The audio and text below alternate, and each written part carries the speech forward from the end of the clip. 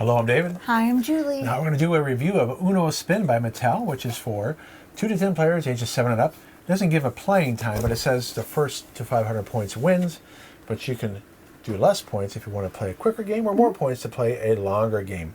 So this came out in 2005. I had no idea it did. We did notice that this is the 2025 edition, and that's what got our attention. We've never seen it before.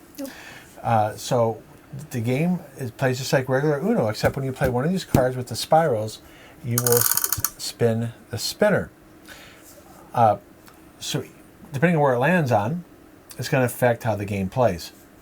So if you get one of the colored ones here, you have to draw. So if I spun this and I played this 5, I spin it, and let's say I got a blue. I have to keep on drawing, and all the players get to see what I'm drawing until I get a blue. So this is going to add a lot of cards. So I've added these cards to my hand. So that's the blue, red, yellow, and green. Now if you get this one, you get to choose a color, but then you're drawing until you get that color. If you spin this one, that means you get to discard whatever color you want underneath the deck. So let's say this was my hand. I could say, okay, I'm going to get rid of yellow, and I put it underneath the deck. That way it doesn't affect what's on top of the discard pile. So there's 2 of those. Here you swap hands. So let's say the situation is here. Julie has all these, and we swap hands. Now she's more ready to win rather than me. And then at times 2, that means you can play 2 cards on your round. So I still have to follow the rules. So I can do a 9 and a 9, for instance, as long as I'm following the rules. So if you play a spin cards, you must do the spinner before the next player goes. Now there is one contradiction in the rules. It says that when you play your final card, in other words, you're going out, the game, you win immediately, that round. But it also says that if you play a card with a spiral, you must spin the wheel. We're not too sure how to handle that. So the way we're playing it is, if your last card is a card with a spiral, you just don't spin the wheel. Right.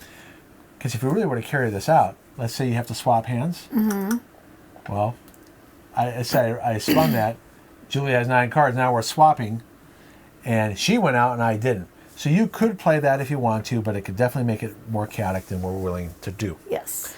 All right, so let's take a look at how we feel about the game. Do you think it's fun? Yeah.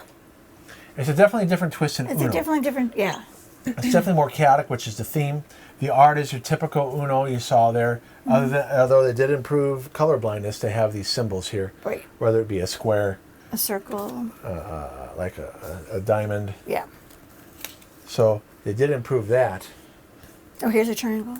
And a triangle. And I did look at the older editions of the spinner here.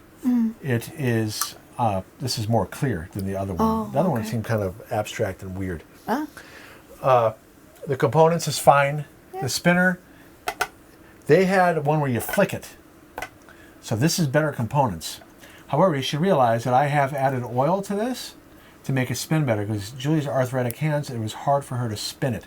But keep in mind that when you put your cards in the storage tray here, you're going to want to have it in a baggie, because the oil could leak onto the cards. I knew that when I did that I would have to protect the cards.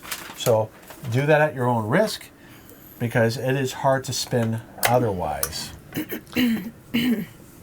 Complexity, it is pretty simple to learn, other than the fact that there's some contradictory, doesn't have an FAQ, so I'm getting into the rule book here, how easy it is to learn. Complexity is low, but it doesn't have clarity on what happens as your final card, as I already mentioned.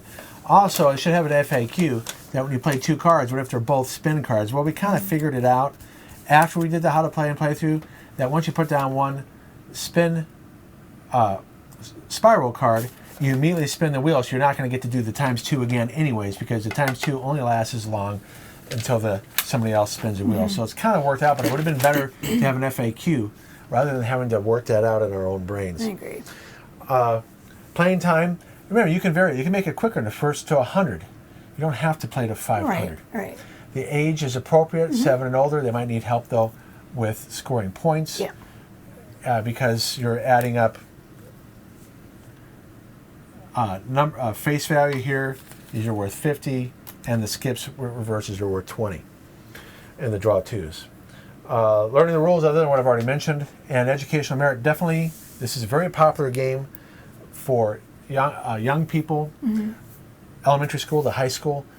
I've seen it played in all settings, whether it's at the detention center, after school program, or during school. Kids love to play this game. It is fun. So what did you want to say about one or two of those things there? Well, I do think it's fun. I do think it's very chaotic. And I like that the playing time can be, you can make it as quick as you want, like play to 50 even, if you just want to get a quick game in, or as Well, David that's said, not make part it of the longer. rules, though. I know. So if it does say, 500.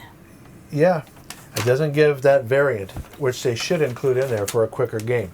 Especially if you're playing with younger kids. And I don't know how long they'd be willing to sit for 500 Well, points. sometimes you can play very effectively. Like when you watch our How to Play and Playthrough, it took a while to finish the first hand because we kept on spinning and spinning.